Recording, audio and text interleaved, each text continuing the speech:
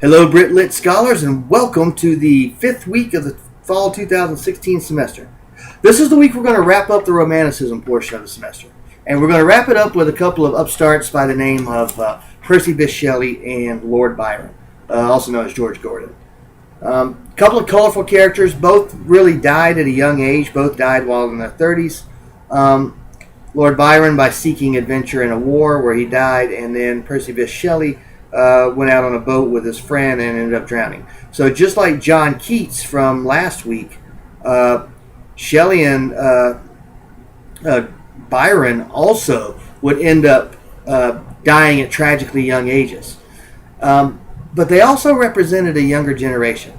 They're still considered romantics, and they did at some point admire Wordsworth and Coleridge, but eventually they had their own ideas, and they accused Wordsworth and Coleridge of kind of selling out and becoming part of the establishment, if you will, and becoming too conservative.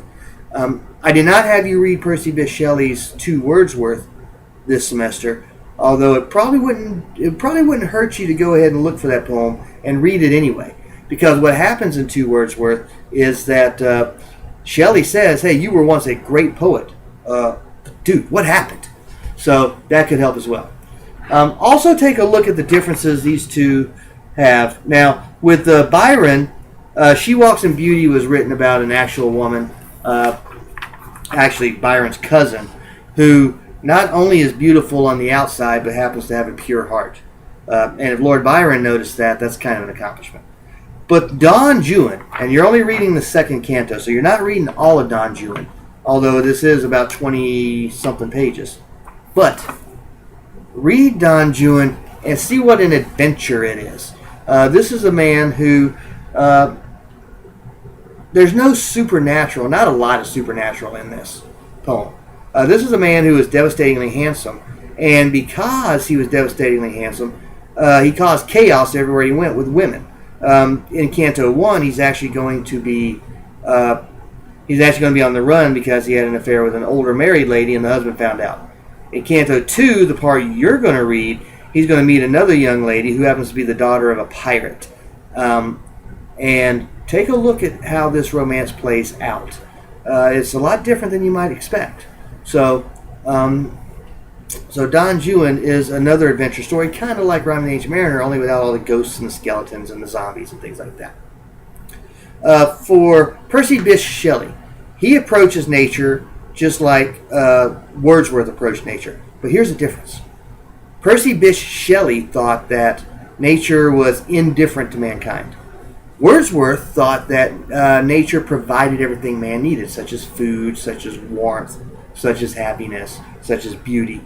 Now, Shelley did believe that nature presented beauty to mankind, but it was a more rugged kind of beauty, more of an awe-inspiring kind of beauty. He wasn't particularly fond of God. In fact, there's evidence to suggest that he might have even been an atheist. But he did believe that nature, while it had the ability to support mankind, also had the ability to kill mankind, and nature didn't really care. Nature just is. It does what it does. And if man survives, great, and if it doesn't, well, oh well. So, take a look at those differences in how these men treat nature, how these men treat the adventure story, as opposed to Wordsworth and Coleridge. And just like, and they were good friends with John Keats, who you read last week as well. So pay attention to that this week. Now, the other two things I want to talk about. One is that you have an exam this week. It is multiple choice, and it is not proctored. It's open book. I think I gave you about an hour to take it. It consists of two parts. In fact, I actually believe, if I haven't done it already, I will. I have a study guide for you that is actually in the assignments folder. So take a look at that study guide for the Romanticism exam. I may even email it to you just to be sure, but really you need to be going into these folders and finding these handouts yourself. And it won't give you the answers, but it will have what you need to know.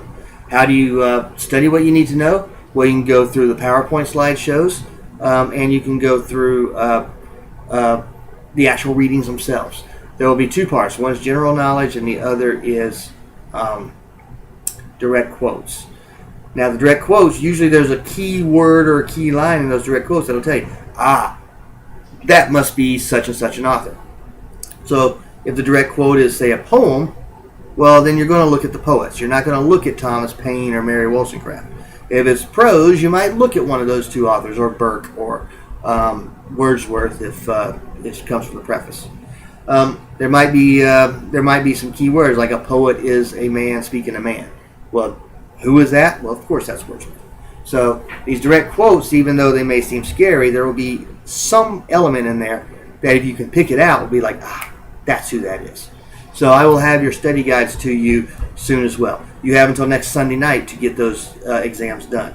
They're not hard. Shouldn't take you very long to do them. I don't remember how many questions are on this one. I think it's like 40, 45 questions.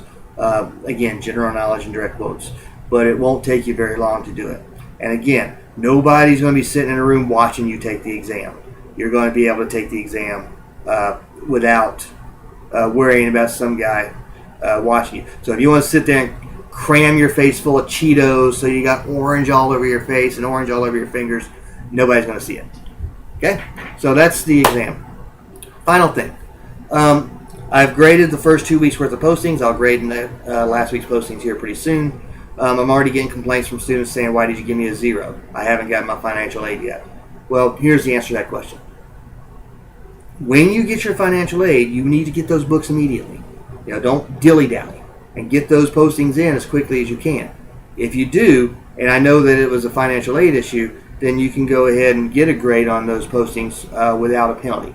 But for now, I have nothing from you. There are 0s in your grade book. I know it's not your fault. That's why I'm willing to go ahead and grade these without penalty. But at some point, I don't want you falling 5 or 6 postings behind, because then you'll never get caught up. So perhaps having a 0 in the grade book will motivate you as soon as you get the money to read these readings and do the postings. It's not an ideal situation. We've never seen anything like this at Darden before. This is a brand new, I don't know what to call it. This is a brand new situation. But those 0s will remain in the grade book until I see postings from students, and then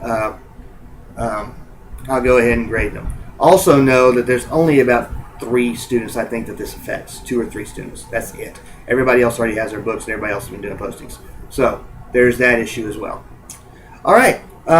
With that in mind, I hope you have a great week. Feel free to contact me with questions or if you have them, and I hope that you really enjoy reading Shelley and Byron this week.